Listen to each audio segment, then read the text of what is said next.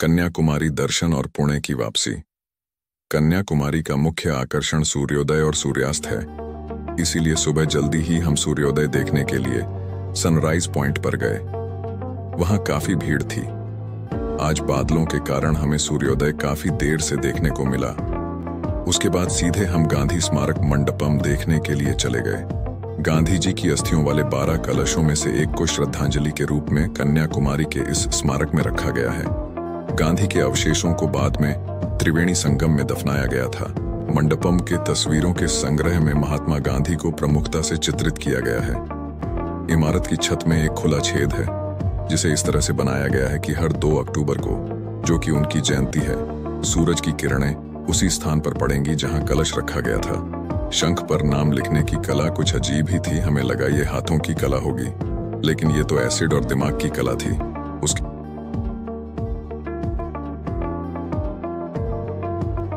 उसके बाद हम विवेकानंद रॉक मेमोरियल देखने के लिए लाइन में लगे। वहां पर बोट से जाना था, इसलिए हम लाइन में लगे। वहां आने जाने का टिकट प्रति व्यक्ति 75 रुपये था।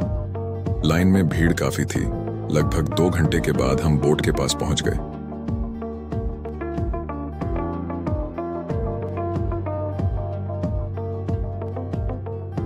कुछ 10 मिनट का सफर करके विवेकानंद स्मारक पहुंच गए।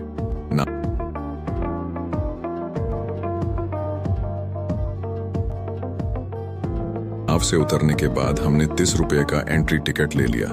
थोड़ा पर चप्पल और जूते स्टैंड पर उतार कर टोकन ले लिया। ऊपर चढ़ाई चढ़कर जाने के बाद यहाँ पर परिक्रमा करके समुद्र के नैसर्गिक सौंदर्य का आनंद ले रहे थे।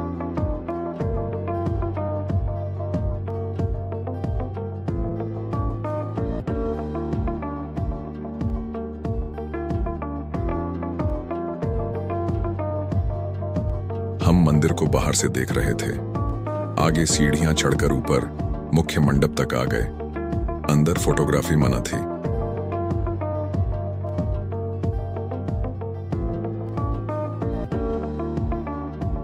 अंदर भवन में प्रवेश करने पर स्वामी विवेकानंद जी की कांसे के धातु से बनी मूर्ति दिखाई दी। ऐसा प्रतीत होता था कि स्वामी जी जीवित हमारे सामने खड़े हैं।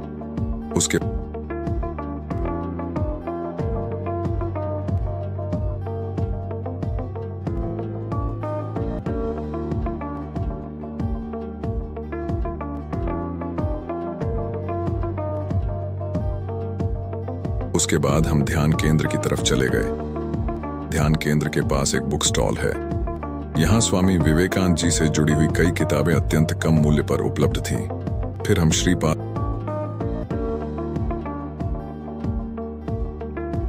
मंडपम चले गए। यहाँ पर कन्याकुमारी माता ने भगवान शिव को पाने के लिए तपस्या की थी।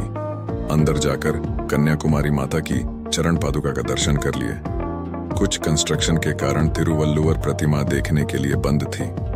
चारों तरफ से समुद्र की लहरें स्मारक से लगातार टकराती रहती थीं।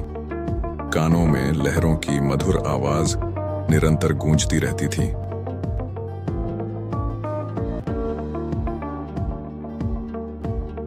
उसके बाद हमने कुछ शॉपिंग की।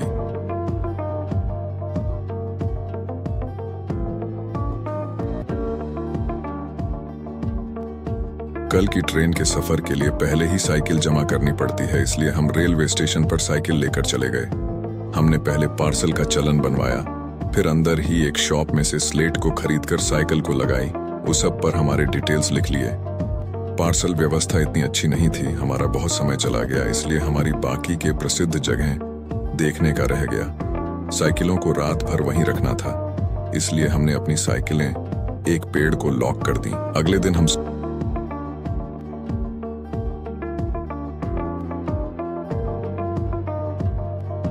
सुबह जल्दी उठे और रेलवे स्टेशन पहुंच गए। वहां साइकिल ठीक ठाक थी। 8 बजे ट्रेन प्लेटफॉर्म पर लगी थी, लेकिन हमारी साइकिल अभी भी पेड़ के पास थी। 8:40 की ट्रेन थी। 8:20 बज चुके थे, लेकिन पार्सल की ओर से कोई भी व्यक्ति हमारे साइकिल ट्रेन में रखने के लिए नहीं आया।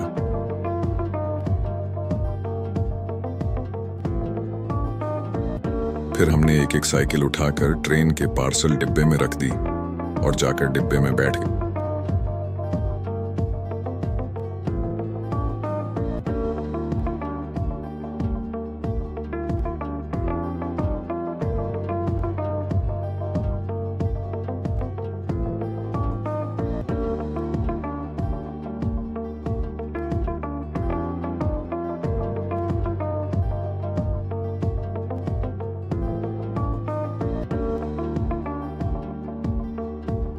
गए।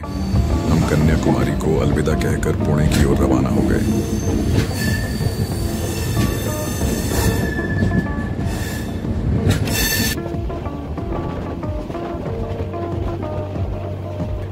ट्रेन में थे इसलिए कुछ ज्यादा फोटोग्राफी नहीं की।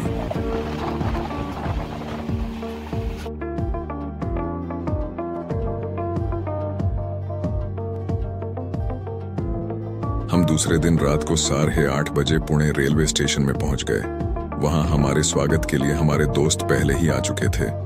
उसके बाद हम मेरे मित्र नारायण पवार सर के सोसाइटी में चले गए। बड़ी धूमधाम से आतिशबाजी के साथ हमारा स्वागत किया गया।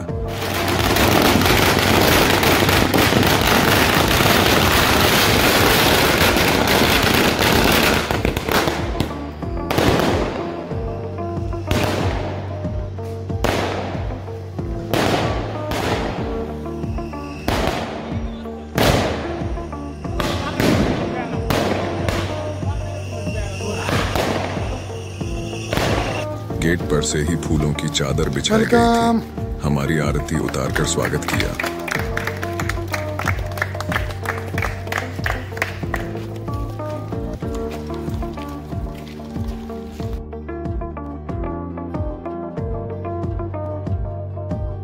फिर मैं अपनी सोसाइटी में आ गया। घर वाले पहले से ही मेरे स्वागत के लिए तैयार थे। पुष्प वर्षा और आरती करके मेरा स्वागत किया।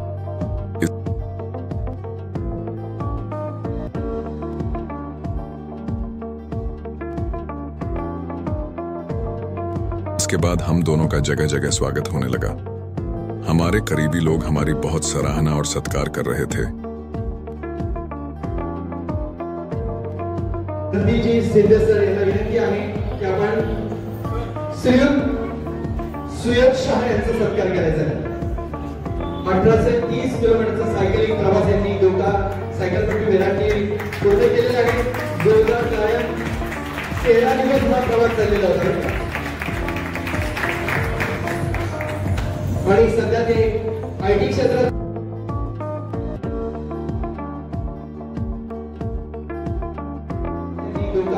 सायकलपट्टी विराटी पूर्ण केलेला आहे। जोरदार गायन 13 दिवस हा प्रवास चाललेला होता। जल्दी ही हम हमारे दूसरे बड़े सफर का ऐलान करेंगे। तब तक मेरे चैनल के साथ बने रहें, वीडियो देखें और वीडियो को जरूर शेयर कीजिए। आप सबका बहुत बहुत धन्यवाद।